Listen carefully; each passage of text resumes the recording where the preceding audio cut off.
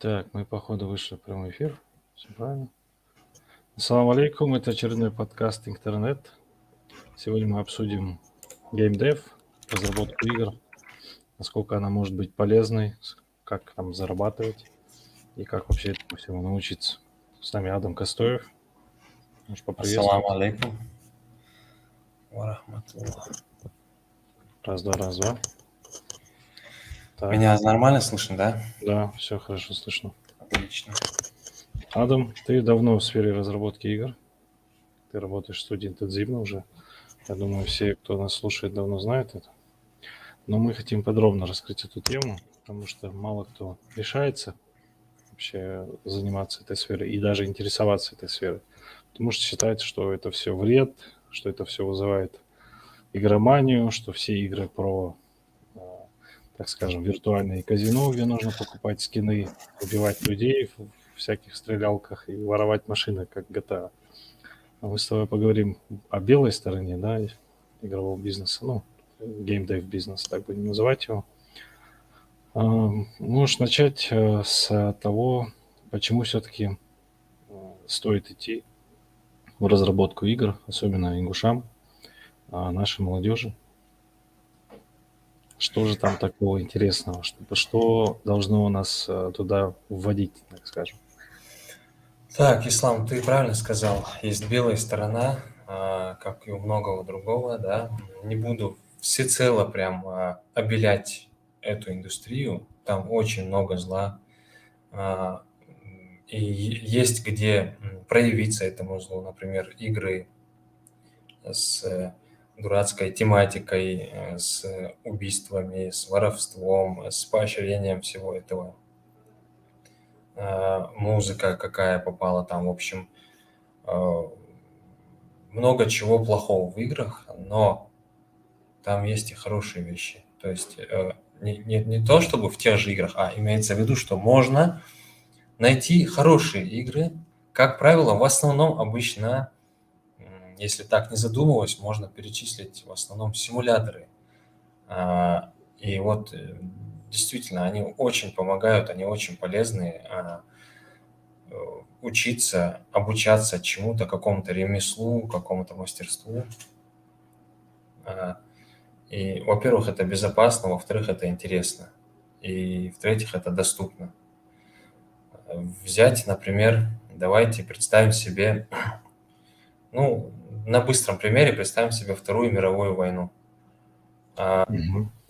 Если учить сегодня ее по книжкам, то, ну, не всякому это будет интересно, да, вот раньше можно было книжки прочитать, ну, нужно было книги прочитать, чтобы быть в курсе того, что там происходило. Это я чисто в лице Второй мировой сейчас рассказываю, но не конкретно о ней. Причем Далее, скучные книги. да, далее на смену им приходит кинематография. То есть нам уже показывают картинки со звуком, и мы теперь можем частично погружаться в эти события. Соответственно, по ним мы можем узнать много интересного. Пусть недостоверно, да, приукрашено с художественной точки зрения, но в целом мы можем такие вещи, ну, возьмите, например, высадку в Нормандии, да, кто смотрел «Спасти рядового Райана»? Ну да, это... Первые там минут 15, может, 20, это просто беспросветный экшен, когда их всех расстреливают на берегу. И ты прям кожей ощущаешь, как это неприятно, как это паршиво оказаться в такой ситуации, когда все берега очищены, а именно тот берег, на который высаживали вас, почему-то проглядели. Я не большой знаток истории, так что я буду говорить только то, что знаю в плане истории, да. Мгм. И вот вас выкидывают, то есть назад пути нет, назад у вас море, все, а спереди враг простреливает весь берег. Один шаг, у вас один выход, просто добежать до практически вплотную до окопов. И все. Кто добежит, тот добежит. И это ужас. Вот кто не смотрел, я вам рекомендую. Буквально первые 15 минут просто для себя посмотрите. И когда вы услышите где-либо, когда-либо в своей жизни словосочетание «высадка в Нормандии», у вас не будет возникать вопросов, что это такое, что это такое. Вам, я даже больше скажу, вам захочется больше прочитать об этом. То есть вот теперь уже в ход идут книги, и достоверная документация и так далее. Теперь вам уже захочется изучить эту тему. А вот игры это уже, ну я считаю, это третьим шагом, да, если у нас первый шаг был книги, то игры это уже третий шаг, получается, интерактивное повествование. Тут вы уже в Нормандии окажетесь самостоятельно. Стрелять будут уже по вам, бежать уже придется вам. И Да. тогда вы точно будете запоминать все, что там происходит. Вот кто через фильм не все понял, поймет как следует, когда будет сам бежать и по нему будет стрелять. И, возможно, в условиях игры ему это придется сделать несколько раз, если у него, скорее всего, с первой и с 10 не получится. Так что игры это не абсолютное зло. Игры это инструмент, который можно использовать и так, и так. И пока мы сидим сложа руки, мы, кто знает, что нужно и можно использовать их в правильных, в благих целях, то другая сторона вовсю зарабатывает на этом огромные, огромные просто деньги. Я, когда говорю огромные, я имею в виду действительно огромные. Мы поговорим об этом, когда мы перейдем в раздел темы о деньгах. Да, где ваша любимая тема – деньги, да. Так вот, возьмем, например, ситуацию игры. Не так давно вышла игра, PC Building Simulator называется. То есть вы собираете компьютер. Вот в жизни, парни меня, наверное, лучше поймут, когда ты собираешь свой компьютер, это очень увлекательный процесс. Ты попутно начинаешь разбираться в механике этого устройства, во всех этих деталях. То есть, если я до сих пор пользовался компьютером, и для меня это было что-то, что просто работает, но теперь, заглянув внутрь системного блока, ты видишь там много непонятных деталей и вентиляторов. А потом начинаешь это все, ну, как я к этому приходил. Мне приходилось периодически его чистить, разбирать. И вот я постепенно узнавал то от друзей, то еще где-нибудь вычитаю, что есть блок питания, он раздает электричество на весь ваш компьютер. Если он слабый, например, его может не хватить, потому что у вас еще есть жизненно важные органы в вашем компьютере. Например, видеокарта. Она делает картинку, то есть она отвечает за то, что выводится на монитор, и все, больше ее ничего не волнует.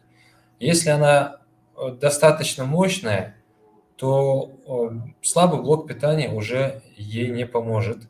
При том, что у вас мощная видеокарта, но слабый блок питания, компьютер у вас работать нормально не будет. И так далее. В общем, память, жесткий диск, оперативная память, материнская плата. В общем, много деталей.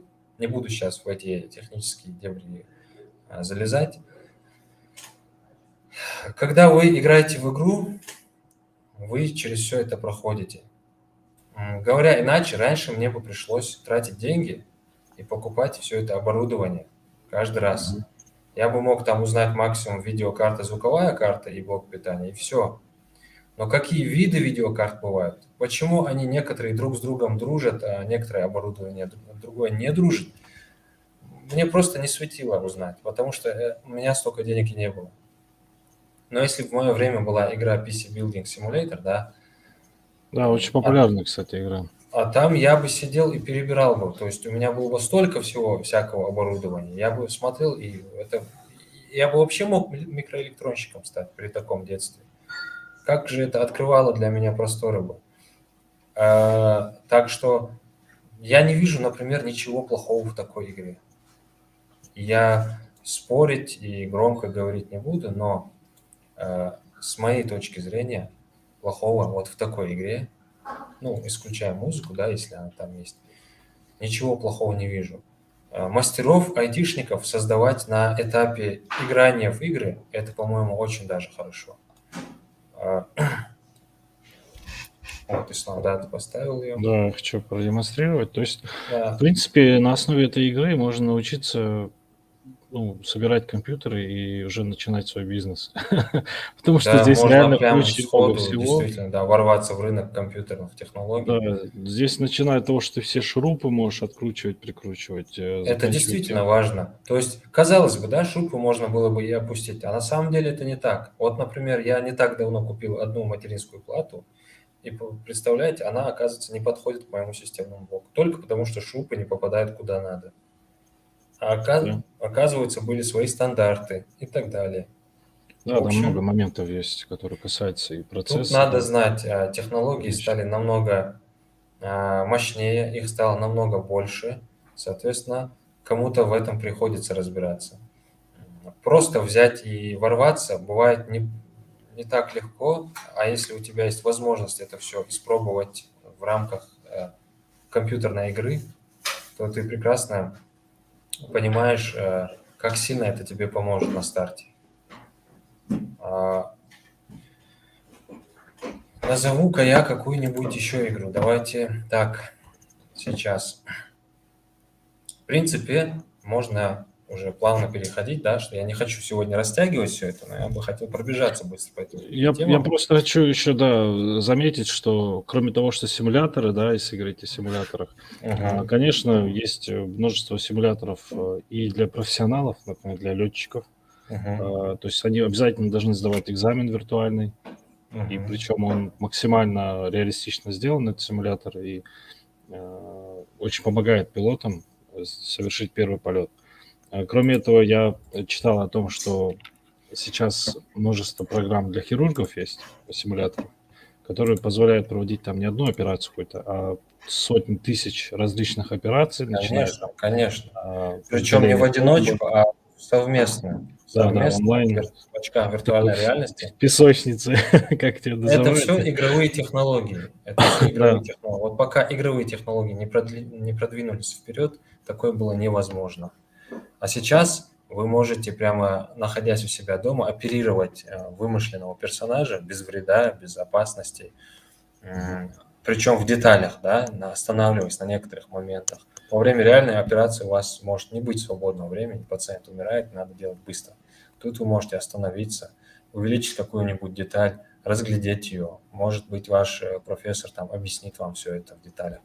И все. Такой подход к учебе намного эффективнее, намного, чем просто учиться по книжкам. По мгм, книжкам. Конечно, я не отменяю всю серьезность данной профессии. Например, медицина – это не игры на самом деле.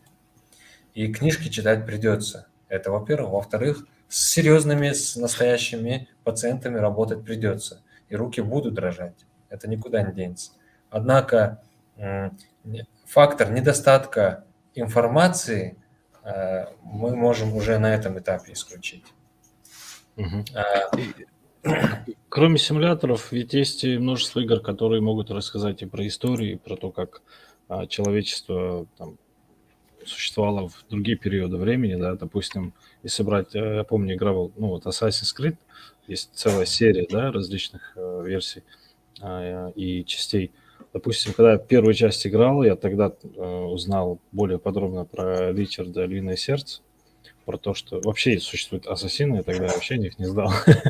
Вот, и, ну, это захватывающая история, которую ты сам проходишь, и потом я прочитал немало статей, и ну, даже пару книжек про вообще вот эту секту, так скажем, эту касту ассасинов. Тогда время было реально жуткое, и такие люди были необходимы. Они вроде наемные убийцы сегодня, да, считается, но тогда это были своего рода герои, которые спасали целые народы. Да, И у о них них очень узнать. именно шпионская часть была прокачана, то есть внедриться и существовать в тылу, в недрах даже врага, Да. специально для выполнения одной единственной цели, в принципе, и было их главным правилом.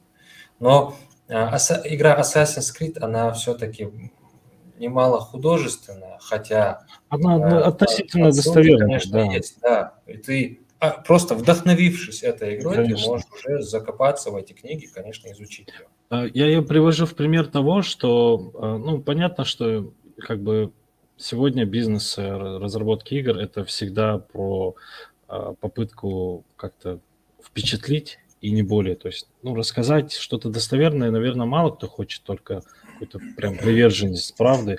Но мы сегодня мало встречаем таких игр. Опять же, это доказательство того, что ты можешь собрать команду, найти хорошую историю и реализовать ее. Потому что мы понимаем, что наши дети в любом случае столкнутся с миром игр, да, как бы мы их ни защищали, они будут пытаться как-то Я даже копаться для больше них. скажу, я больше Да. скажу, Аллаху алим, я могу поклясться, что если вы своим детям не предоставите нормальные игры, то к ним Они будут придут играть ненормальные игры. нормальные. Но исключить их в принципе от игр вы не сможете. Вы не можете у них забрать детство. Вы не можете, потому что в игры и во времена пророка дети в куклы играли. Алейхиссалату Саллаллаху вассалям. алейхи вассалям. Тогда были куклы. То есть сегодня ты куклами играться не заставишь. Время интерактивных игрушек куклы уходят на задний план. И человек так или иначе, если не в смартфоне, то в планшете, если не в планшете, то на компьютере или на консоли и так далее. А если играть не будет, то он хотя бы стримы будет смотреть. В общем, Либо в игротеку сбегать с уроков, как да, это сейчас делают как это сейчас. обычно было, да, избегать. Так что лучше, конечно, давать полезные игры, как это было во времена книг. Были неполезные книги, были полезные книги. Во времена фильмов тоже можно было откопать полезные среди не бесполезных фильмов и вредных. То же самое во времена игр. Ислам, поставь, пожалуйста, какое-нибудь видео по Microsoft Flight Simulator, то, что симулятор, Сейчас я найду. авиасимулятор, в общем, от Microsoft. Тоже на самом деле очень знаковая игра. Это не первая часть сейчас, которую у них они до этого делали. Они делали еще, когда только Microsoft начинали свой путь восхождения. Тогда все это было очень грубо, но тем не менее у этой игры были свои фанаты. И да, вот она. Обратите внимание, вот нельзя... Тут каждый тумблер, каждый показатель, каждая кнопочка, они настоящие. Чтобы пролететь от одной точки до другой, вам нужно сначала разобраться и изучить, как работает этот непосредственно данный вид самолета, смотря что у вас, пассажирский самолет или у вас малая авиация. То есть вы должны учитывать все, температуру и влажность воздуха за бортом, в общем, время взлета, город, место посадки, время посадки. Это все нужно учитывать, и те, кто как бы осваивает это, они получают огромное удовольствие, огромное. Вы как будто бы какое-то небольшое отрезок времени своей жизни побыли настоящим пилотом. В детстве мы могли мечтать быть пилотом, но при этом быть, например, педагогом, там, не знаю, кто куда, да, в профессию. А тут ты можешь быть педагогом, а вечером побыть пилотом. Причем в этой игре настоящий мир. Вы действительно можете облететь мир и приземлиться в настоящий аэропорт настоящего существующего города. То есть реалистичные, да, детали Это именно? все по-настоящему, да, это все реалистично сделано. Но есть и казуальный режим, то есть вам, если очень хочется почувствовать эту романтику полетов, но не хочется заморачиваться со всеми этими показателями и нюансами, вы можете просто катать самолет, тоже не запрещено. Видите, по обзор. Ну, вот такой финт, конечно, с пассажирами из 500-800 человек вряд ли вы сделали бы в жизни, да? А тут можно вот. И вот прям с этого же симулятора хотелось бы сразу перейти на раздел денег, то есть наша любимая тема, да, стоит ли игра свеч, как говорится. И назовем, например, цифры, которые заработала именно эта игра. То есть Microsoft Flight Simulator, да, сколько она заработала за период своей продажи вот этой последней части. А конкретно 2020, на да? данный момент, да, у нее 7,5 миллионов долларов Продажи. дохода. Да, по продажам 7,5 миллионов долларов. В рублях это 600 миллионов рублей на сегодня. 600 миллионов рублей. Но если бы хоть нечаянно кто-нибудь в нашей республике сделал бы что-нибудь подобное, нам бы, я думаю, надолго хватило бы этих денег. А, Адам, а если говорить о ваших разработках, вот, допустим, Diesel Guns, ну, это на самом деле очень успешный проект, не только для Ингушетии, но и вообще. Ее признали же игрой года, игрой месяца в 2019, по-моему, да, году? да, у нее всего там 4 награды, которые я уже сам не помню. Игра месяца она была, и лучшая игра на PC, PvP, там еще что-то, еще что-то. 4 всего награды из таких крупных, знаковых, Мгм. помимо других мелких.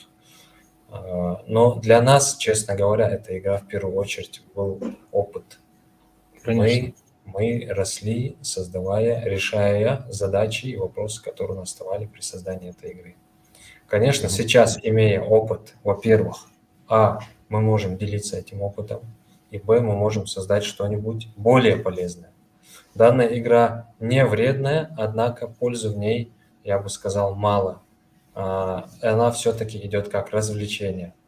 А среди игр есть вредные, есть не вредные, но бесполезные, да, просто развлекаловка, да, и полезные, которые мы сейчас перечисляли. Вот, она скорее идет в категорию бесполезных развлечений, где вы можете провести там немного, полчасика, Я, может быть. я почему про нее заговорил? Просто говоря о деньгах, я заметил, что многие студии уже долгое время, они размещаются в небольших странах, типа там Шри-Ланка, не знаю, Индия, Да, Йемен. да, Некоторые есть, ну, центры как бы находятся там в Канаде, допустим, да, у Ubisoft, по-моему, в Канаде находится центр, но у них да. очень много ответвлений, которые предлагают свои продукты в центр и работают над какими-то задачами, которые центр им отправляет. Вот мне хотелось бы узнать, как, ну, насколько круто, допустим, можно развиться здесь, да, в Ингушетии находясь, или стать там, допустим, каким-то по контракту, да, там, исполнителем каких-то заказов. В России же тоже, ну, не так много студий наравне с вами, допустим. Мало кто занимается именно компьютерными разработками. Ну, в России, во-первых, если я не ошибаюсь, номер один в сфере мобильной игры Ну, индустрии. мобильный, да. Это, конечно, не то, чем бы я гордился. Тем не менее, мобильные игры у них первые, и они одни зарабатывают, по-моему, столько, сколько вся остальная индустрия зарабатывает, только на мобилках. Мгм. Конечно, то, что мы эти деньги не видим, это уже совсем другая история. Однако данность вот такая. И мы, например, как ты говоришь, в один момент оказались той самой студией отдаленной, которая помогала компании Wargaming. Все знают, да, World of Tanks. Да. Руслан, будь добр, поставить что-нибудь из этого. Ну, давай сейчас найдем. Вот, они нас заметили на одной из конференций, они нам предложили посотрудничать, а, выполнить прототип игры. У них не было конкретного задания, но им нужна была мобильная игра. И они могли предложить свои варианты и в то же время могли рассматривать наши варианты. Мгм. И в итоге наш вариант им больше понравился. Мы его разработали.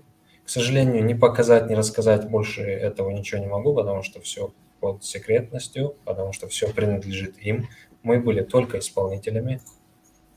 Так вот, Если не секрет, сколько денег это все, насколько контракт был заключен? Я контракт, слышал, что где-то $75 000. да, мы выиграли, все это помнят, да, вот эту возможность с ними заключить контракт до $100 000, Мгм. на разработку прототипа мобильной игры. Мы же из них освоили только 75, по-моему, тысяч.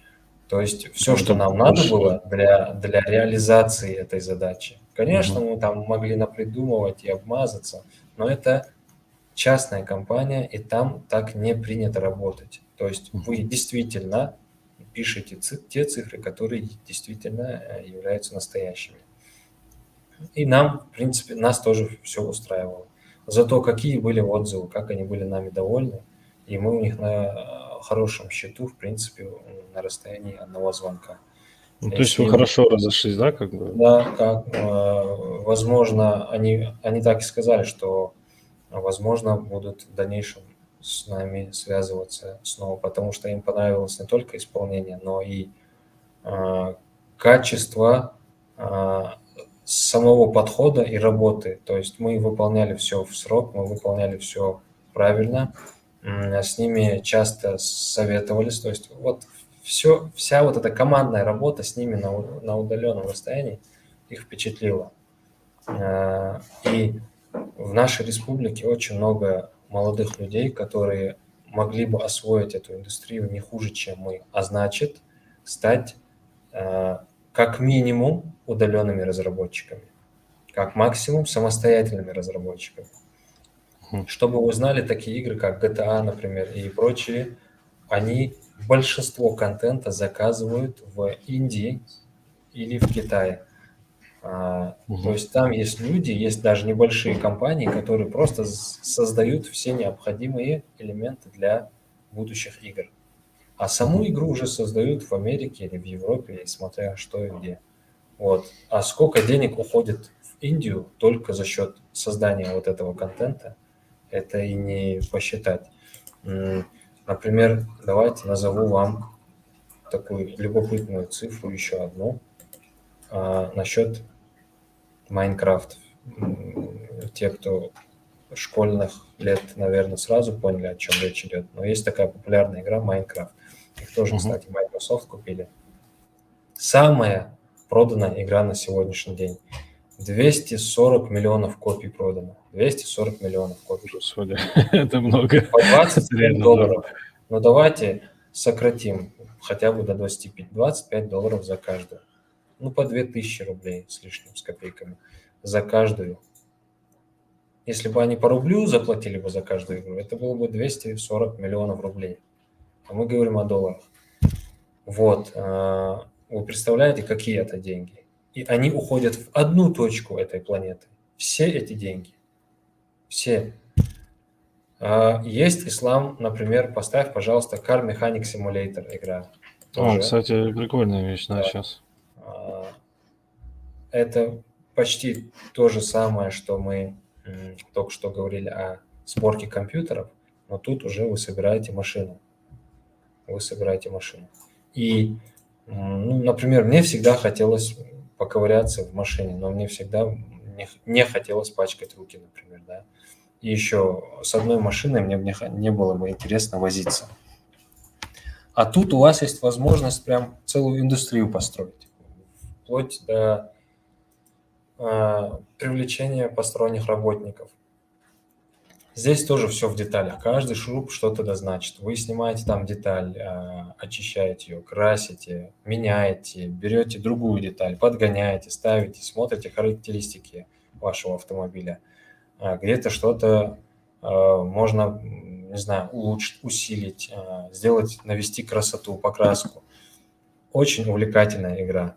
Вреда я в ней не вижу. То есть если человек сегодня, сидя на этой игре, научится работать, вообще взаимодействовать с такими вещами, станет автомехаником, а потом выйдет и начнет зарабатывать себе деньги, ну что в этом может быть плохого, да? Автомеханик, у которого опыт со школьных лет, можно сказать, если так можно вообще это преподнести. Соответственно, автомеханик, который будет знать, что с вашей машиной не так, даже не заглядывая под капот. Ее создал то ли один, то ли два, ну, в общем, несколько человек. Давайте я вам скажу, сколько продано копий. Продано 132 тысячи копий этой Ну, игры. это тоже много. Это реально много. 800 тысяч долларов, а в рублях 60 миллионов рублей. Отлично. Это как хороший если бы вы две поношенные Lamborghini купили бы. Вот вы какой автомеханик в нашей республике купит две поношенные Lamborghini? Назовите мне, пожалуйста. Вот о чем я говорю. Там огромные деньги. Ислам, еще Farming Simulator 2022 О, это знаменитый года. симулятор Вот. фермы. Да, вообще симуляторы очень залипательные. Если бы я их все перечислял, то это было бы просто... Есть симулятор золотодобытчика. Я сам залип в какое-то время. Добывал золото, это было очень... Я так много узнал про добычу золота из этой игры. Вот, представьте себе, вот что может быть плохого в этой игре?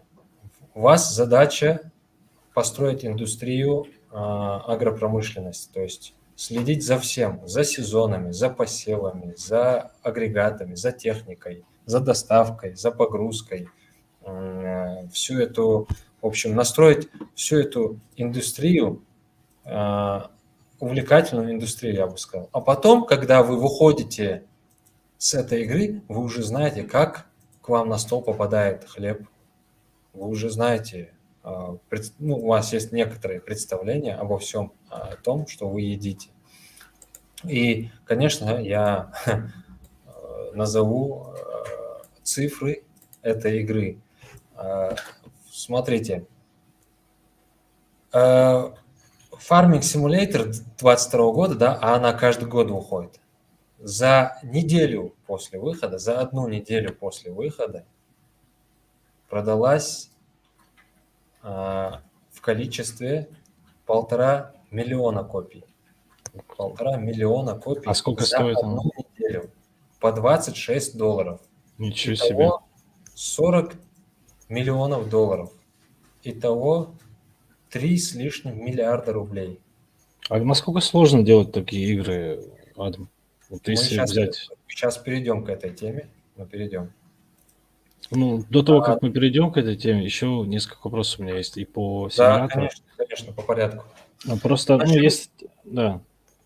Насчет новости, которая недавно прогремела, я бы сказал, то, что Microsoft купила компанию Activision Blizzard за 70 миллиардов долларов.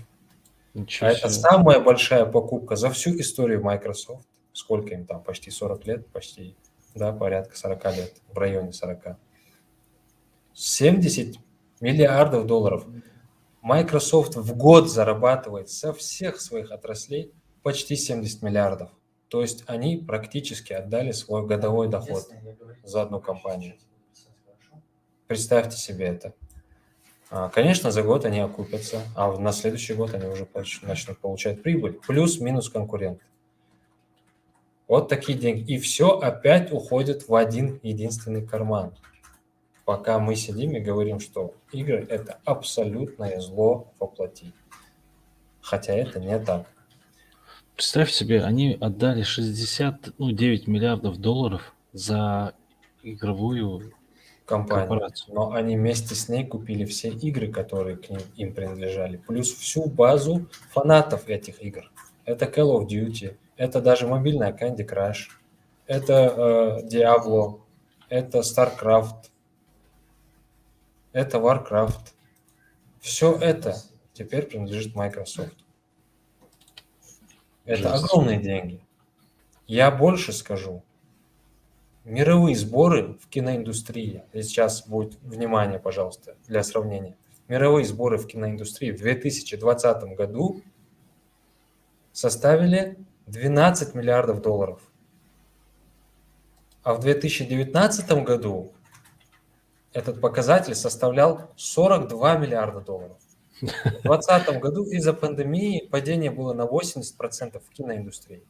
Итак, 2020 год. Киноиндустрия 12 миллиардов долларов, а было 42 миллиарда. А теперь общий объем игровой индустрии по итогам 9 всего лишь месяцев 2020 года, всего лишь 9, составил 175 миллиардов долларов. Ну, это учитывая, что все дома сидели и начали играть в КС.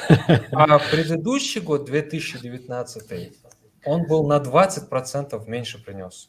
Ну, насколько я знаю, бюджет... 160 или 150 миллиардов, точно не Вот помню. бюджет «Газпрома», по-моему, 100 миллиардов долларов, если не ошибаюсь. Ну вот представь, игровая индустрия могла бы купить почти 2 «Газпрома». Ну, Ты один, рассматриваешь Ингушетию ну, как 3, 4 такой трети. ну, в перспективе может ли Ингушетия стать таким островком для найма большими компаниями, ну, даже российскими, допустим, там, для мобильной разработки? Можем А, ли мы вырастить специалистов здесь? Во-первых, Ингушетия прекрасно подходит, во-первых, мозгами, вот просто идеально. Опять, я сейчас отключаю свою, назовем это, свой патриотизм я отключу, чтобы все было по-честному. Вот буду Ну, брать факт. возьмем соседние регионы тоже, ну, типа маленькая Соседних республика. давайте зацепим. Да. Насчет соседних я не знаю. Возможно, в Чечне, Ну возможно, в да, Чечне есть Чечня, что-то, да? Дагестан. Дальше не знаю, может, в Дагестане есть. Но, честно говоря, у нас действительно очень большой потенциал. Это раз. Второе, у нас огромная возможность, находясь здесь, в недорогом месте, зарабатывать огромные деньги. Потому что если бы вы, например, были в Москве, и какой-нибудь офис в Москве или квартира в Москве, вам Мгм. бы обходилось невероятно дорого. И там ваш выхлоп был бы уже не так ощутим. То есть вам, даже если бы вы зарабатывали деньги, вы бы тратили их немало. Здесь вы их почти не тратите. Ну, вы знаете, да, сколько нам обходится находиться дома и питаться этот один день. И при этом вы получали бы деньги в долларах, не в рублях, в долларах. Я уже получал зарплату в долларах, я знаю, что это такое. Пока у вас в руках оказываются доллары, а у нас упасть не успевает. Получается, у вас как будто зарплата где-то на 20%, ну, это позапрошлом, в прошлом году где-то был. Где-то на 20% автоматически ваша зарплата становится выше, чем то, что вы в руках держите. Это очень Мгм. приятно, должен признать. Вот. Таким образом, во всяком случае, сейчас прямо пик. Мы разговаривали с разработчиками в Москве, они говорили, что так или иначе крупные компании в Москве, игровые, либо перебираются, либо собираются перебраться в регионы, потому что намного дешевле, намного надежнее, намного спокойнее. Мгм. В городах уже стало невыносимо. Финансово и вообще. Поэтому, а мы тут живем, понимаете, это наш дом, мы здесь квартиру ни у кого. Ну, как бы, мы не в гостях тут. Мгм. И мы можем зарабатывать. Вы только представьте, нам всего лишь 1% со всех этих денег, которые мимо нас протекают. И мы бы зажили с вами. Но не хочу говорить громких слов, но кроме нас, например, Интензивен, я разработчиков в республике не знаю. Возможно, есть, но практически неизвестны. Ну, они о себе не заявляли, по крайней мере. Да, да. И в соседних республиках тоже, не знаю. Вот в Чечне, Представьте по-моему, себе, кто-то преподавал Андрей Анджайн, если я не ошибаюсь. преподавать могут, преподаватели и у нас могут найтись. Однако непосредственно, которые уже находятся на этом рынке и что-то делают, да, Предлагают. происходит. Ага. Для сравнения, если мы, например, одна маленькая команда из 4-5 человек смогла принести к нам в республику 75 тысяч долларов, каковы шансы, если нас станет больше? Адам, а если говорить о других заказах, вот вы сейчас работаете же над чем-то? Да, конечно. Вот Сейчас у можем нас посмотреть? VR-игра, Да. у нас сейчас VR-игра, ты можешь ее поставить. Название, я, честно говоря, не знаю, у нас не выбрано название. По-моему, если не ошибаюсь, сегодня должно было быть голосование в Телеграме насчет названия этой игры. Так, если не ошибаюсь, ты про вот это говоришь, Land of Да, Towers. Ну, рабочее название пока. да, это рабочее название, сырое Честно вообще. говоря, я раз 7 пересмотрел этот ролик. Он реально мне понравился. Я понимаю, что Вот, это сырая версия, да? да. Но потрясающе. Я прям ощутил эту атмосферу. Я знаю точно, что я не пойду на мост. Какой мост вы сейчас поймете? Ты Но не на этот мост я не представляешь, когда ты в этих очках, как это ощущается. Вот, Я представляю, знаешь, я как-то одевал очки, я был в Питере на презентации Сбербанка, там какая-то ерунда поверь была. мне, вот я тоже в Ужасная. Москве одевал очки, и теперь я их одел по новой. Это просто небо и земля, как будто их А у никогда вас не все было. оборудование есть, да? У нас есть все оборудование, нам его Отлично. предоставили, да, и скоро должна она появиться. У нас есть возможность, не у нас, а в нашей республике VR брать в аренду. Я не знаю, сколько это в рублях. Ну, в общем, деньги, сумму не буду называть. В общем, есть в Инстаграме, поищите, и Мгм. вы сможете ее попробовать.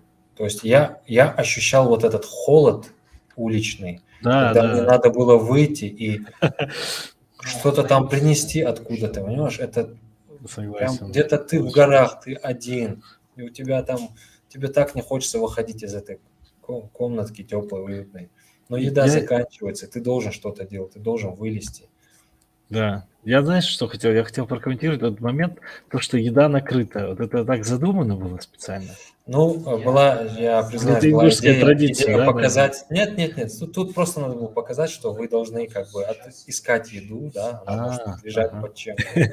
А Ну, здесь так, много продумано всего. То есть, ну, вы и так были знакомы, да, с историей Ингушетии, и вот жизнью ну, в вы башнях. знаете, да, сколько мы башен понаделали, тут хочешь не хочешь, будешь знаком с историей и с технологиями, которые используются в этом всем.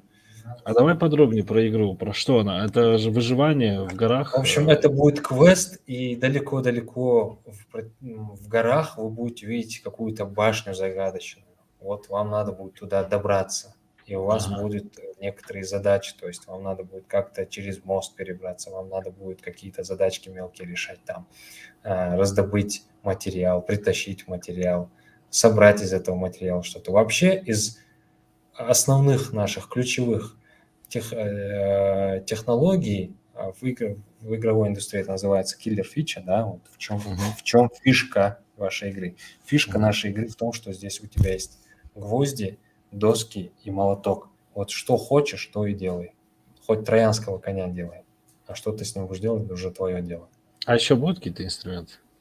В основном это 3 главных инструмента. Будут там, возможно, щипцы, которыми ты должен будешь гвозди делать. А гвоздидер будет? Гвоздидера тогда не было, поэтому мы сделали возможность выбивать гвозди молотком, сделали возможность выдирать щипцами эти гвозди. Мгм. Ну вот представь себе, ты должен перебраться через мост, ты должен этот мост отремонтировать. А если ты его хочешь отремонтировать, тебе нужны доски. Если ты их хочешь, значит, тебе их надо принести. И у тебя не хватает гвоздей, ты их должен сделать. В общем, развлечение то еще. Ну, дай ингушам сделать игру, они обязательно сделают игру про работу. Ну, вообще, я хотел узнать, этот сценарий еще прорабатывается же, да? Сценарий, да, вовсю прорабатывается, он не То есть вы просто... пока не остановились на том, что это квест будет? Или вот что квест, Ну, понятно точно, да? квест, он, да, он практически тут ничего не поделаешь, он должен быть квестом. То есть VR, он о человеческих движениях, эта игра. Окей. Значит, ты должен чем-то себя занять. Например, у тебя будет в окно сильно дуть, ты будешь замерзать, а дверцы у тебя нету. Ты ее должен собрать, поставить, закрепить. Тем Мгм. самым ты уже будешь разогреваться. Потом затопить костер и так далее и тому подобное. В общем. Значит, все-таки есть больше инструментов, чем просто... Намного, намного больше. Чем меньше у тебя механик, тем больше у тебя фантазии. Майнкрафт возьми, там одни кубики. И что люди там творят, это Да. отдельная история. Там целые города один в один Вот строят. этот мост, который мне показался весьма страшным. Да, Реально, но не это знаю, наш как первый это опыт пройдет. создания игры для VR. Конечно, много сами впервые постигаем. Тут есть вещи, которые мы раньше, при том, что мы умели делать игры, некоторыми вещами нам приходится впервые сталкиваться. Мгм. Вообще очень интересный процесс. Процесс создания собственных миров, он всегда был интересным. Ты много узнаешь, создавая собственные миры. Ты много начинаешь понимать вокруг себя. А, Адам, еще несколько вопросов. Ну, мне очень нравятся текстуры, кстати, ну, прям качественные текстуры видно, над ними поработали. Вот над этой игрой работает сейчас сколько человек? Сейчас 4 человека, в основном 2 человека, потому что мы параллельно 2 игры пытаемся делать. А вот Нас про вторую игру 5, расскажи тоже. нас 5 человек. Вторая игра это будет мобильная игра, но это очень прям эксперимент. Мгм. Мобильная игра, в которой мы хотим обучать детей ингушскому языку. То есть не просто языку, а вот приводить их к запоминанию слов, написанию слов, и при этом сделать это не скучно. Если меня слушают, например, разработчики подобных попыток, которые были до этого, да, было несколько попыток, там были некоторые недочеты.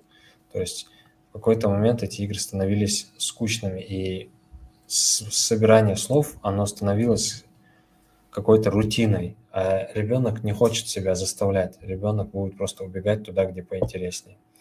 И нам приходится решать вот эту задачу, как сделать поинтереснее, на каких струнках, скажем так, ребенка можно играть, чтобы он хотел сидеть и искать, собирать эти слова. И у нас в целом, если забегать вперед, механика упирается в то, что ребенок может там себе обустраивать свой дом, да, покупать себе какие-то предметы, но ему нужно обзывать эти предметы. Если он хочет там велосипед или там самокат, ему нужно, ну, я условно говорю, ему нужно название этого предмета вписать правильно. Мгм. А до этого ему нужно необходимую букву собрать. А чтобы собрать буквы, он должен выполнять задание. То есть он выполняет задание, потом у него есть буквы, и теперь он должен правильно собрать слово. Если он его соберет, то у него появляется предмет. И вот он должен их коллекционировать. У него альбом с предметами, он их коллекционирует, при этом расставляет по карте. Но эта игра такая на стадии прям вообще испытывания беты, когда мы сами смотрим, какая идея оказалась удачной, какая нет. Таким образом, при том, что у нас всего 4 человека, 5 человек, мы делаем 2 игры одновременно. И здесь можно уже переходить к теме, насколько это сложно, создавать игры. И есть ли у тебя, Ислам, вопросы до этого? Если есть, Ну, давай. вот эта игра, я так понимаю, она касается геймификации обучения, да? Геймификация — это когда в процесс, ну, методологии, да, в методы решения проблем внедряют Да, какие-то игровые элементы, поэтому назвали ее геймификацией. да, И я так понимаю, что это уже не столько возможность, сколько необходимость, чтобы сделать обучение интересным, приходится его приравнивать к игре, потому что у детей быстро возникает какая-то скука по отношению к учебе. И тем более ингушский язык — это язык, ну, малых народов, получается, да, малого народа. И к нему интерес необходимо сейчас максимально как-то суметь повысить, как возможно. Вы своими усилиями обратили внимание на эту проблему, правильно? конечно, конечно. Ну, Я даже, да. я даже больше скажу. Давай я тебя несколькими вопросами подведу к одной мысли. Скажи мне, Ислам, ты же видел котят, правильно? Котят? Ну, да, Да. котят видел. И что они делают между собой? Играют. Правильно. А, Зачем? ну, они готовятся, видимо, к нападениям там и так далее. Совершенно Чистят себя. верно. Они готовятся добывать себе еду. Так они учатся через игры. Бегая друг за другом, кусая себе друг другу хвосты, они учатся к охоте и выживанию. Так что смотрим на природу, смотрим, как Творец создал все вокруг, и просто берем и используем это. Сегодня отрицать игры – это, откровенно говоря, глупо, потому что игры в нашей крови, в нашей природе. Мы через них учились, учимся и будем учиться. А вот чему мы будем учиться, вот это уже вопрос, который нам предстоит решить. Если мы будем сидеть сложа руки, то за нас это решат другие. А что ты скажешь об игромании? Вот эта болезнь, она признана официально недавно Всемирной организацией здравоохранения. И есть такой опрос, проведенный в ЦИОМ, где половина россиян считает, что видеоигры приносят больше вреда, чем пользы, а 54% граждан плохо относятся к тому, что их друзья увлекаются играми. Как однажды Гилань сказал, есть ли опрос, где подсчитывается количество жертв от алкогольного опьянения в России? Есть, наверное, почему нет? Да, это вопрос а-ля ответ. Не те проблемы сейчас у нас статистикой пытаются решать. Это во-первых. Во-вторых, я понимаю, что алкогольное опьянение само собой, а игры само собой. Так вот, игромания – это как чревоугодие. Ну, Да. кушать человеку не запретишь, кушать – это неплохо. А вот обжираться – это уже плохо. Если ты слаб, если ты не можешь контролировать собственное тело, собственный желудок, не вини в этом ни поваров, ни еду, ни доставщиков пиццы. Ты сам виноват. И не создавать тебе еду и за тебя одного голодом морить остальных людей было бы неправильно. Соответственно, я считаю также насчет игр. Игромания – это плохо, если у тебя не получается совладать с временем, который ты проводишь в играх, тем более с чрезмерными тратами в играх. Есть места, где таких людей лечат. И я согласен. Игромания – это плохо. Просто, мир такой, выживают сильнейшие, да, слабые, они не могут ни от игр отойти, ни от спиртного отойти, ни от остальных вещей отойти. А сильные, они себя контролируют. Поиграл ты немного, развлекся. Представь, целый день ты работал. Грузил, давайте будем ярко иллюстрировать, грузил ты мешки целый день, пришел домой. Но кто захочет в этот момент садиться и читать какую-нибудь серьезную литературу? Никто. Максимум, что этот человек сделает, он включит телевизор, а там тебе будут опять на уши вешать макаронные изделия. А тут ты можешь включить компьютер, провести полчасика. Я сам, как разработчик, настоятельно не рекомендую сидеть много на играх. Поиграли и хватит. Это просто развлечение. У вас еще жизнь течет тем временем. У вас семья есть, в конце концов. Лучше на них потратить свое время. А в игры найдется кому играть. Вот, я так считаю. Я сам не игроман, при всем при том, что я делаю игры. Честно говоря, тут и не получается их играть, больше приходится их делать, по времени не успеваешь. Иногда задерживаюсь на работе, чаще всего. Адам, мне хотелось бы узнать, с чего ты посоветуешь начать тем, кто хочет заниматься играми? Может, какие-то специальные программы посоветуешь, может, YouTube-каналы, статьи? Это уже мы переходим к разделу, где мы говорим, трудно ли делать игры. Я бы одним предложением ответил, наверное. Мои дочери делают игры.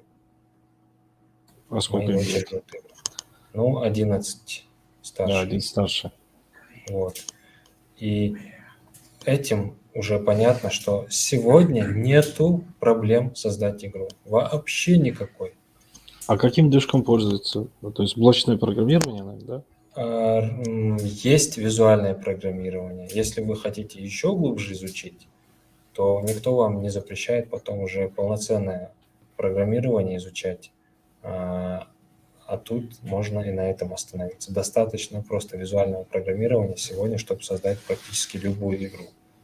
Давай посоветуем пару программ для того, кто хочет попробовать себя. Что-нибудь начальное. Я даже не пару, я скажу более конкретно. Смотрите, есть такой инструмент, сайт Roblox. Наберете в интернете, сразу вас туда перекинут. Набираете Roblox. Для Roblox, кстати, не нужно сильное тяжелое железо. Там все очень просто. Любой школьник может там себе игру собрать. Это только для того, чтобы вы себя попробовали. Чтобы вы себя попробовали в этой индустрии, да? Угу. Что это такое? Интересное оно или нет? Получается или нет? Понимаете или нет? То есть раз состряпали какую-нибудь игру, там почти все готово, вам буквально надо все перетаскивать и расставлять. И вы начинаете получать удовольствие от всего этого процесса. Это конструктор, да, такой игры? Да, это некий конструктор, но тут практически все готово. И когда вы что-то там собрали и нажали play, то есть играть, и начинаете уже бегать по этому миру, это непередаваемое ощущение. То есть вы ощущаете, что вы только что создали игру. Это сильно мотивирует. Потом вы можете изучить что-то посложнее, Unreal Engine, там, например, Unity и так далее. Эти игры на Roblox можно играть и через телефон. вы можете тестировать с друзьями, сразу по сети играть. Здесь практически все сделано. Да, там даже зарабатывать можно деньги. То есть, если вы достаточно интересную игру сделаете, вы уже первые деньги зарабатываете. Вот, Адам, я хотел тебе показать знаменитую, Карту. ну, это карта Dust 2, да, из CSGO. Да. Вот один из пользователей YouTube, Quixel, Да. канал называется, он полностью воссоздал эту карту на Всё верно. движке Unreal 4. Уже 5-й, по-моему, вышел, да? Да, конечно. Ну вот на 4-м это выглядит так. Сам процесс, который здесь показан, как он ее делал, ну это что-то прям очень крутое. Я не знаю, сколько он в этом разбирался, то есть... Я больше скажу, Мгм. это все бесплатно, абсолютно. Вы берете и движок бесплатный, вы берете все эти модели, текстуры, они бесплатные, качественные, фотограмметрические, отсканированные, и создаете вот эту карту можно буквально, ну, по времени трудно сказать, если прям не вставая поработать, ну, все ваше время уйдет только в том, чтобы расстановить все эти объекты, расставить их в нужном месте. А создавать вам их уже не надо. И все. И это только Unreal 4. А вот Unreal 5 это был вообще просто небо и земля. Потому что Unreal 5 это просто скачок в области игровых технологий. Там все намного сильнее и круче. Вот здесь этот человек создал прототип в 3D, каком-нибудь 3D-пакете, а возможно даже в самом Unreal. Автодески даже делать что-то. Вот, это, по-моему, да, это Maya. Потом уже он расставляет относительно этих объектов настоящие объекты. То есть здесь у него просто кубики, да, чтобы знать расположение. Потом он уже начинает все это по-настоящему наворачивать. А эффекты в плане частиц, освещения, все это уже заранее из коробки, как говорится, доступно. Все, и вы просто делаете, наблюдаете. Рендерится все сейчас и даже на средних компьютерах очень красиво. Да, вот здесь вопрос был, а что делать, если железо слабое? Конечно, железо желательно от среднего и выше, хотя бы среднее и выше использовать. Но Это, например, что там GTX 1050 видеокарта, 8 гигов оперативки. ну, это да, это минимальное. В любом случае, даже при слабом компьютере с трудом, но собрать сцену в принципе возможно. И то такую попроще. Мгм. Рендер уже не получится, для этого вам нужен будет компьютер чуть-чуть помощнее. Но, как я говорю у себя на курсах, если вы не зарабатываете на том, что вы делаете, и не можете себе потом на эти же деньги сообразить компьютер, то вы зря тратите свое время. Я за то, чтобы человек сразу начал зарабатывать. Сразу. То есть ты научился навыку, преврати это в деньги. Самое важное не сам навык, сколько умение превращать в деньги свой навык. Да. Вот видишь, здесь постпроцессы, пыль, свет, объемное освещение, все это уже с коробки готово. Мгм. Ну, это все мелкие детали, которые делают общую картину. Отлично.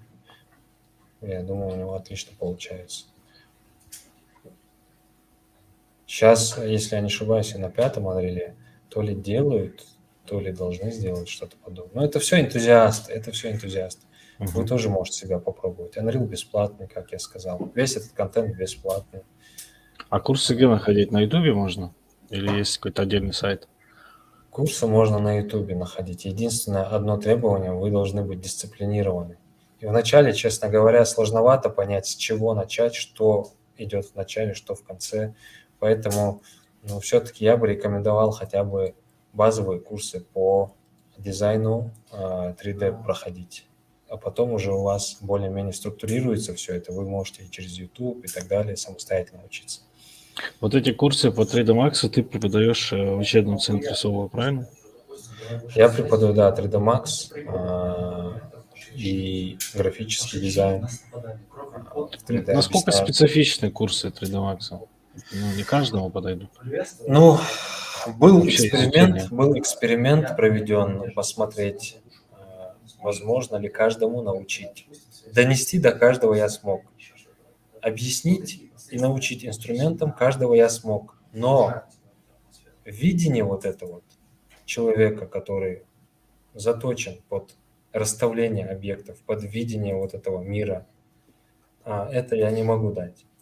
Поэтому человек должен сам изначально чувствовать, что создание вот этих карт, создание миров вот этих 3D, это его. Он прекрасно, хорошо владеет архитектурой, такими вещами. И тогда, пожалуйста, эта индустрия его ждет. В противном случае он все это освоит, но ему придется очень долго обучать себя вот этому видению, да. То есть это как Мгм. режиссером быть. Можно научиться сценарий писать, камеру в руках держать, но повествовать кино ты не сможешь. То есть ты можешь даже отснять последовательность каких-то сцен, но они у тебя будут идти не по порядку, у тебя будут какие-то сюжетные дыры, зритель будет не понимать, куда он переместился, что произошло, что еще не произошло. Как А в профессионал... последнем ингушском фильме, который везде рекламировался. Я не буду называть как название его, но это была жесть даже по первым секундам. Профессиональный режиссер может тебе повествовать через экран так, будто ты там стоял сам, находился, и ты этого не заметишь. Так что очень важно, чтобы у вас было видение. Это раз. Второе, конечно же, мне нужен, чтобы у вас был компьютер дома и понимание компьютера, то есть умение работать на компьютере. Ко мне бывает приходят ученики, которые с компьютером еще не подружились достаточно, и такие, у которых нет компьютера. То есть обучать их Кодамаксу это очень тяжело. У них практики не бывает. То есть они, пока я рассказываю, слышат, потом расходимся, они ничего не делают. Ни дома, ни где-то еще. И это практически равносильно тому, чтобы топтаться на месте. Поэтому лучше браться тем, кто в принципе заточен под эту профессию. А поискать себя я предлагаю вам, как я сказал, в Роблоксе. Попробуйте, у вас даже если слабый компьютер, вы можете там попытаться что-то состряпать, сделать. Потом поделиться этим, показать, дать поиграть в конце концов, почему нет. Мы всем сообществом с удовольствием это бы оценили. И добро пожаловать в индустрию, как я сказал. Денег здесь куча, куры не клюют. Просто их надо забрать, и все. Ну, я думаю, мы раскрыли тему максимально возможно. Так что как раз час, кстати, прошел, час и 2 минуты. Да. Очень насыщенно, очень познавательно. Я для себя тоже много чего узнал. Всем ребятам, кто хочет заходить в эту индустрию, начинайте с Roblox, пробуйте Unreal Engine. Очень много материала информационного есть в YouTube.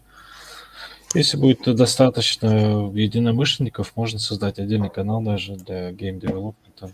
Так что нужно рассматривать эту индустрию, я так вижу, ну, именно мусульманину и ингушу, с точки зрения полезности, пытаться делать вещи, пытаться придумывать идеи, которые могут улучшить жизнь, как, допустим, игра для запоминания ингушского языка, да, которая также Улучшить жизнь и заработать деньги. Самое главное, что эти две вещи здесь очень комфортно сочетаются. да. Так, И ассаламу это алейкум. очень доступно. Что посоветуешь начинающим разработчикам на Unity? Бросайте Unity. Шучу, шучу. Начинающим разработчикам на Unity я посоветую, ну, Ислам, ты правильно сказал, единственное резко, как бы, поделикатнее это сказать, да. Unity это, конечно, круто, но дорого. И комьюнити у Unity не очень. Не такое крутое, как у Unreal. Unreal Мгм. сейчас идет впереди, это флагман. Соответственно, лучше сидеть в переднем вагоне, чем в последнем вагоне, если вы хотите освоить игровую индустрию. То, что вы поняли, изучили в Unity, никуда не денется, не переживайте. Если вы перейдете в Unreal, несколько уроков, и вы все, уже будете своим. Согласен. Так, сейчас звуки пропадут. Поздно пришел, пишет Redbeard. Адам, ты снова с нами. Это, это вопрос или утверждение? Поздно У пришел, не него просто поздно пришел. Видимо, поздно, выравнивал бороду. поздно пришел в игровую индустрию или поздно пришел на стрим. Если на стрим пришел, ничего страшного, его, Можете ну, посмотреть в записи нас в любое время. насчет Адам, вопросов можно да, потом закидывать нам. Мы да, постараемся мы отвечать. состоим в группах во всех, которые относятся к интернет. В принципе, можете закидывать туда. Сейчас я вам сюда еще скину его в чат, чтобы вы могли в любой момент добавиться в интернет и написать нам вопрос. Так, сюда. Это наше сообщество. Просто вбейте вот собака интернет нефт в Телеграм, нас сразу найдет. Там есть тематические каналы, Тут относящиеся. интересный фактик, Ислам, под конец нашей трансляции Ага. хочу сказать. Есть такая игра No Man's Sky называется. Это про то, Ага. как вы путешествуете по космосу, находите разные планеты. Так вот, создатели этой игры, они сделали небольшой очень код, то есть изначально он был очень маленький код, который умещался там буквально на дискетке, да, сейчас он Ничего чуть себе. побольше. И они сделали процедурную генерацию этих миров. И получается, вот они говорят, у них 18 и 18 нулей, я не знаю, как эта цифра называется. То есть, представьте, 18, а потом 18 нулей миров. Вы Ничего до конца себе. жизни не закончите исследовать пути. Просто, чтобы прилетать, садиться и заново взлетая с этих планет, вам жизни не хватит. Представьте, насколько гениальный подход. В играх можно и так делать. То есть гениальность там очень приветствуется. Я представляю, что придет с искусственным интеллектом, который будет сам создавать игры на А основе, он на уже основе того, что... висит над Ну да, играми. Он да. уже делает какую-то работу, часть какой-то работы. Так что, да. Еще Вот за это. вопрос у нас. Unity интересен тем, что можно делать игры для мобилок. Unreal для этого слишком тяжелый, нет? Есть мнение насчет того, что Unreal тяжеловат для мобильных игр, но его можно оптимизировать. То есть, если я не ошибаюсь, даже видеоуроки по тому, как его обтесать так, чтобы он комфортно себя чувствовал на мобилках. Но все же тут надо еще смотреть, что за игру вы делаете. Если вы про какие-то конфетки будете игру делать, то я бы не стал его делать на Unreal. Слишком тяжело он. А тогда уж лучше какой-нибудь Unity даже может быть самописный. Если у вас какая-нибудь там AAA с мощной графикой, тяжелая игра, то лучше сразу на Unreal начинать. Как я сказал, Unreal, он еще подкупается своей бесплатностью и доступностью всех необходимых материалов и инструментов для работы на нем. Вот Ахмед Салоев написал, языки ведь разные, в Unreal Engine C++, а в Unity C Sharp. Вот насчет этого я не знаю. Я знаю, что в Unreal C++ есть. Но, опять-таки, как я говорил, вам 10 лет как минимум надо будет делать игры, чтобы вообще добраться до языка программирования там. Вы будете просто как ребенок на визуальном программировании сидеть, блоки соединять веревочками и делать игры. Уж потом, может быть, у вас какие-то специфические идеи появятся, и вы начнете залезать в код, пожалуйста. Так что я бы не смотрел, у кого какой там язык. Меня бы это не волновало на данный момент. Тогда, Адам, остается у меня 3 вопроса, блиц-опрос.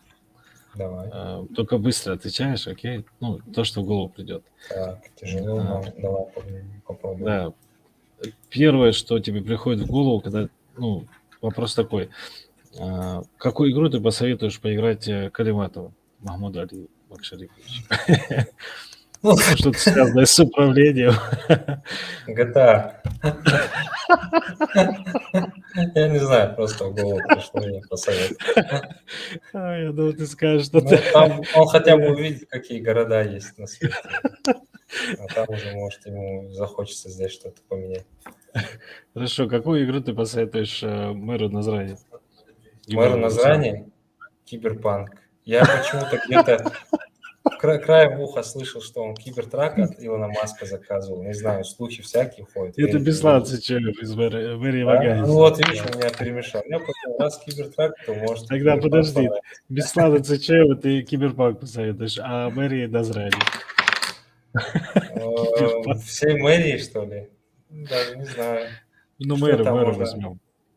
Эм, Знаешь, почему я спросил? Я потому что хотел, ну, показать, заострить внимание на одной игре, которая, ну, она вообще про все, что связано с городом, и она считается прям, ну, очень крутой и максимально приближенной к реальности. Это игра City Skylines называется. То есть тут вообще есть все, что связано с городом. Ты его строишь с самого нуля. Ты хочешь, И, чтобы они потенциал туда ну, выплескивали понимаешь, вот и здесь успокаивались? ну, здесь все, начиная с планировочных решений, которые ты вначале задашь, и они как бы будут составлять уже, ну, фундамент твоего города, и нельзя будет, ну, что-то можно менять, что-то нет. Ну, у тебя есть там организация вот, движения транспорта и горожан, здесь написано, улично-дорожную сеть, зонирование районов, там, где школы разместить, где больницы, почему налево-направо нельзя продавать участки под торговые центры, да, чтобы у тебя просто коллапс Да. транспортный не случился. Ну, здесь очень много всего. Я бы вот эту игру посоветовал. Ну, без сарказма, я честно говорю. На самом деле в этой игре можно много чего почерпать. Да я Ну, посоветую конечно, будущему мэру. согласен. Согласен. Хорошо. Тогда такой вопрос. Какую игру ты посоветуешь школьникам сегодняшним, которые ну, всю жизнь свою тратят на Доту, КС, Майнкрафт, PUBG? Что бы ты поиграл, если бы тебе было сегодня там 12-13 лет? Блин, какие же у тебя вопросы сложные. Столько игр, столько всего. Ну, я бы вообще какие-нибудь логические пазлы. Например, сейчас тема такая, фактория, очень интересная. Только давай без скучной ерунды только. А то сейчас начнешь там, ну... Ладно, Фактория? ладно. Фактория классная вещь. Фактория Фактория классная вещь, да. да. Это Ты золото строишь добывать. заводы и все это. Нет, это не золото, ты заводы там налаживаешь. Да. Там на Марсе Вот. вроде что-то было, нет? Так это уже не важно, это целый жанр практически Да. новый. Так что хоть на Марсе, хоть на Земле ты создаешь завод от маленького до огромного, и тебе нужно так все настраивать, чтобы оно все работало идеально. Мгм. Идеально. И это очень интересно, затягивает, и в то же время тебе показывает, как работает вот этот вот пайплейн, да, комбайн машинный, когда у тебя все производство налажено. Мгм. Очень развивает на самом деле. Так И что еще одну какую-нибудь. для школьников. школьников мне легче сказать, что не стоит играть, чем что Нет, стоит. Да. это лучше не говорить, это будет черный пиар, и, соответственно, они сыграют. Я знаю, что я потом вспомню классные игры, которые я буду потом себя корить за то, что я про них не вспомнил. А ты можешь комментарии оставить, я их прикреплю. Я бы посоветовал сыграть в Planet Coaster. Просто офигенная игра, я считаю. Это про создание этих парков развлечений. Есть такое. Кстати, ты Да. мне напомнил другую игру, которая про создание космической индустрии, не помню, как называлась, где ты в космос должен полететь и все это наладить. В общем, тоже очень много информации. Ты прям... я бы с этой игры людей вообще в инженерию, в авиастроение отправлял бы туда с базовыми знаниями. Настолько она продуманная, в общем. Так что если уж играть, то играть в игры, в которых есть какая-то профессия. Мгм. И, соответственно, после школы человек так или иначе должен выбирать профессию. А желательно прямо во время школы. И исходя из этого, можно в общем сказать, любая профессия, будь хоть игра про, не знаю, там, выведение каких-то животных, про фермы всякие, пожалуйста, изучай. Вдруг это твое. Фермеров лишних у нас нету, так что пригодятся.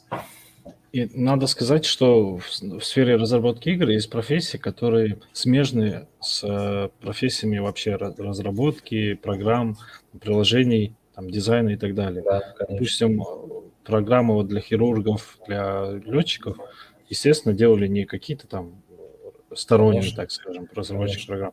В первую очередь игровые разработчики, которые как раз-таки в команде, да, с другими. У вас в команде бывает специалист, и как минимум у вас бывает еще консультант. То есть вы осознавать должны, насколько все серьезно. Это называется лишь играми, а на самом деле далеко не игры. Если вы создаете симулятор оперирования, на котором будут учиться студенты медицинских учреждений, то делать это неправильно вам просто непозволительно. То же самое касается и всяких авиасимуляторов и прочих, и прочих. Поэтому там все серьезно. В этот момент как раз все серьезно. Просто до того, как делать уже такие игры, вы сначала тренируетесь на чем-то попроще, менее серьезное. Вот у нас вопрос, что скажешь про NFT игры? Ой, даже не знаю про них. Они уже вышли? Я вот так вам скажу, ребята, смотрите, вообще про NFT. Этот вопрос все ближе и ближе подбирается к моему горлу. Я уже устал говорить, что я ничего не знаю, но мне пришлось немного закопаться и посмотреть. Мгм. С точки зрения сначала религии скажу, что я не нашел в русскоязычном интернете, скажем так, информации, запрещающих строго это как явление, и в то же время разрешающих. А все потому, что это явление только начало свое шествие. Неизвестно, оно стабилизируется или вспыхнет и погаснет. Поэтому ученые ислама выжидают. Возможно, вот кто арабский язык знает, возможно, в арабском мире уже есть какие-то более-менее выведенные фетвы, там, не знаю, насчет этого, можно это или нельзя. Но я не запретить это не могу, не разрешить. Единственное, я объясню, что это такое. Это как если бы вы какое-то произведение искусства в реальной жизни покупали бы и продавали бы только в цифровом мире, да. Вы за, скажем, криптовалюту покупаете эти NFT и продаете их. Или То просто есть это коллекционируете. иллюстрации, какие-то уникальные иллюстрации, Это может да? быть они что там- угодно, что можно в цифровой мир засунуть. Мгм. Иллюстрация, видео, игра, звуки и прочее, фотографии. Там. Это все является ценностью NFT, если ты это продаешь. И вся штука заточена на том, чтобы ты сделал ее уникальной. Может быть, ты сделаешь ее одну копию, и все, кто ее купил, тот ее правообладатель. Все остальные могут ее копировать у себя, но правообладателями они являться не будут. Как картина Мона Лизы. Она есть, она в музее, у нее есть свой владелец. Но также она у нас есть на телефонах, в интернете, на компьютерах. Вот далее. недавно индонезиец выставил 900 с чем-то этих селфи, я не помню сейчас точно сколько. Он за неделю, за неделю стоимость где-то до $1 миллион дошла. Представь? Там есть чувак, Он который собирал рисовал коллекцию 5 лет. несколько лет картинки, каждый день по одной картинке, и склеивал Ага. их в один большой холст. Он продал это за $63 миллиона, по-моему. Как это возможно? Неужели это настолько реально? Просто Вот мне так он. супер То не есть верится. смотри, как устроен мир богатых людей. И ты их ничем уже не удивишь. Ни вкусностями, ни пряностями, ничем. Единственное, за что они готовы с тобой поделиться своими деньгами, это какая-нибудь уникальность, которая есть только у них.